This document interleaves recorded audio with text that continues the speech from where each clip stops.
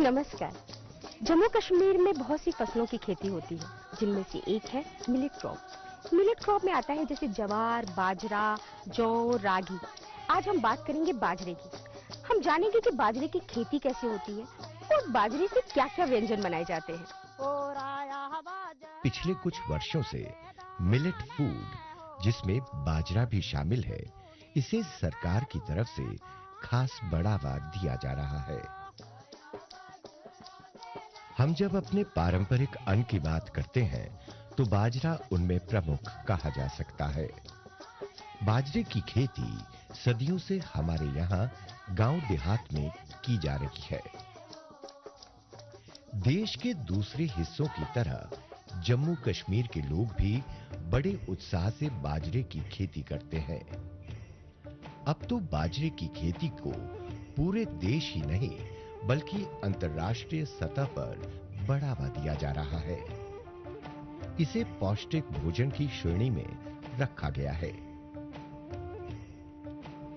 Millet food का अर्थ है मनुष्य के लिए जरूरी तत्व से परिपूर्ण एक अन्न। अधिक पौष्टिक होने की वजह से ये बच्चों और युवाओं के शारीरिक विकास के लिए बहुत जरूरी है। मिलेट फूड बुजुर्गों के लिए भी लाभकारी है, क्योंकि उम्र के साथ शरीर में जिन तत्वों की कमी हो जाती है, ये उनकी पूर्ति करता है। मिलेट फूड में कुछ ऐसे तत्व भी हैं जो कई प्रकार की बीमारियों से हमें सुरक्षा प्रदान करते हैं। ये किसानों के लिए भी एक लाभकारी फसल है। बाजरे की खेती में पक्षियों का ध्यान रखना बहुत जरूरी होता है। बाजरा सभी प्रकार के पक्षियों का मनपसंद खाना है। बाजरे का सिट्टा पौधे के बिल्कुल ऊपरी सिरे पर लगता है, इसलिए पक्षी इसे बड़ी आसानी से अपना आहार बना लेते हैं।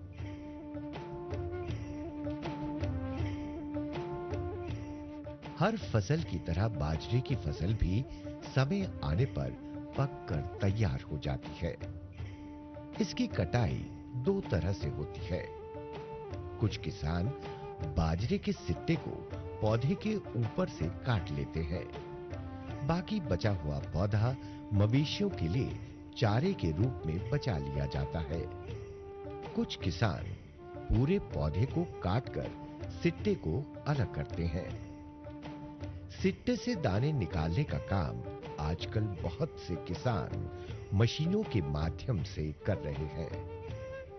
जहां फसल बड़े पैमाने पर उगाई जाती है, वहां मशीन ही इस्तेमाल की जाती है। ऐसी मशीनें खरीदने के लिए भी सरकार की तरफ से आर्थिक सहायता उपलब्ध करवाई जाती है। इन फसलों के किसानों को अच्छे दाम मिल जाते हैं, जो किसानों की आर्थिक स्थिति को बेहतर बना सकते हैं।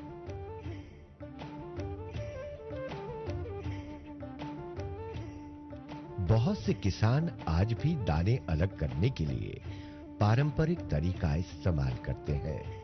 इसमें एक लकड़ी से बाजरे के सिट्टों की कुटाई की जाती है। इस तरह दाने अलग कर लिए जाते हैं। अलग किए गए दाने साफ करके सुखाए जाते हैं। दोनों को एक सुरक्षित और साफ जगह पर रखकर अपनी जरूरत के हिसाब से इस्तेमाल किया जाता है।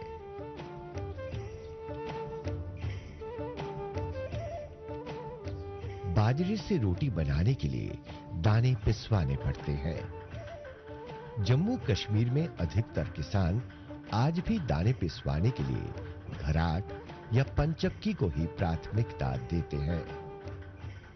दाने पिसवाने का ये सदियों पुराना तरीका आज भी बहुत से गांव देहात में इस्तेमाल में लाया जाता है। लोगों का मानना है कि घराट में पिसवाए जाने से बाजरे के दानों में मौजूद पौष्टिक तत्व को नुकसान नहीं पहुंचता है। मिलेट फूड में एक अनाज है बाजरा। बाजरा हमारी सेहत के लिए बहुत ही अच्छा होता है। बाजरे से भी कई सारी चीजें बनती हैं, जैसे बाजरे की रोटी, बाजरे का लड्डू और भी कई सारी चीजें। हमारे शहरों में ये चीजें आज देखने को नहीं मिलती हैं, लेकिन आज हम एक गांव की रसोई में आए हैं जहां बाजरे की रोटी बनाई जा रही है। तो चलो आओ देखते हैं बाजरे की रोटी कैसे बनती है। बाजरे के आटे से बनी रोटी को भी टोडा ही कहते हैं। बाजरे की रोटी को पौष्टिकता का भंडार कहा जा सकता है। बाजरे यानी मिलेट फूड में प्रोटीन, कार्बोहाइड्रेट्स, बड़ी मात्रा में कैलोरीज, कई प्रकार के विटामिन्स, कैल्शियम और सोडियम के अलावा अन्य अनेक प्रकार के पौष्टिक तत्व इसमें मौजूद होते हैं। इसीलिए बाजरे की रोटी को एक बढ़िया, अच्छी, स्वादिष्ट और पूर्ण खुराक माना जाता है। बाजरे की रोटी बनाने का तरीका बड़ा सरल है। इसकी रोटी के लिए पेड़े तैयार करने से लेकर उसे रोटी का आकार देने तक का सारा काम हाथों से ही करना पड़ता है। इसमें चकला बेलन की भूमिका ना के बराबर रहती है। रोटी का स्वाद और उसकी पौष्टिकता को बनाए रखने के लिए इसे अधिकतर किसान परिवार चूल्हे पर ही बनाते हैं। रोटी को तवे पर ही पकाया जाता है। पकाने के लिए भी आंच कितनी होनी चाहिए, इसकी जानकारी जरूरी है।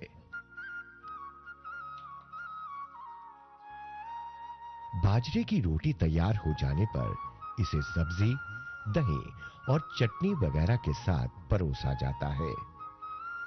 गांव देहात में केवल किसान ही नहीं, बल्कि सारे लोगों के लिए बाजरे की रोटी मनपसंद भोजन है। आज हम देखेंगे कि बाजरे के लड्डू कैसे बनते हैं। अक्सर सर्दियों में जब हम नानी के घर जाते थे तो नानी हमें बाजरे के लड्डू देती थी, तो जो खाने में बहुत अच्छे होते थे। हमने नानी से कई बार पूछा कि नानी ये बनते कैसे हैं, तो उन्होंने कहा कोई बात नहीं, अभी तुम छोटी हो तो तुम्हें अभी जरूरत नहीं है सीखने की। फिर भी हम चोरी चोरी देखते थे उनकी रसोई में कि वो कैसे बनाती हैं। उसमें वो डालती थी जैसे घी हो गया, ड्राई फ्रूट्स हो गए, गुड़ हो गया और बाजरे का आटा तो ऑब्वियसली होगा ही। जब वो देखती थी मैं उनको कि कैसे बना रहे हैं, तो बड़े मैं चाव से देखती थी कि जब मैं बड़ी हो जाऊंगी तो मैं भी बाजरे के लड्डू बनाऊंगी। तो आज चलो आपको भी दिखाते हैं कि लड्डू कैसे बनते हैं।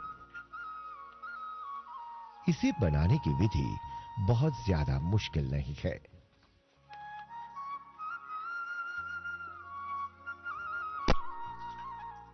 बाजरे के आटे को घी में मिलाकर अच्छी तरह से भून लिया जाता है।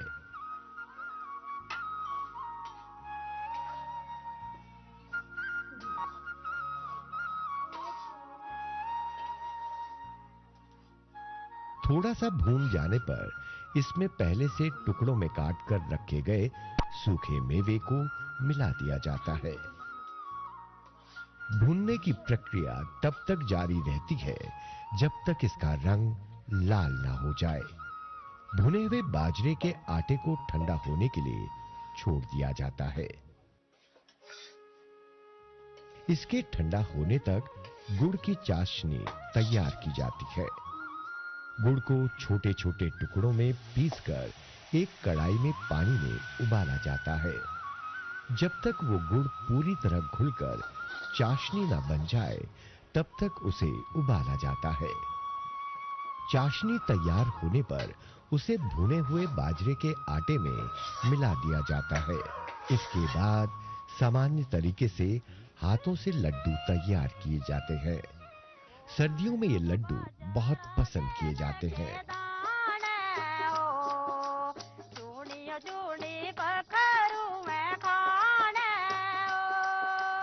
जैसे कि आपने देखा कि बाजरे की खेती कैसे की जाती है और उससे क्या-क्या व्यंजन बनाए जाते हैं।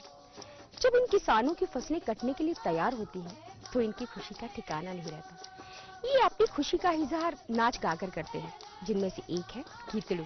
तो आइए देखते हैं।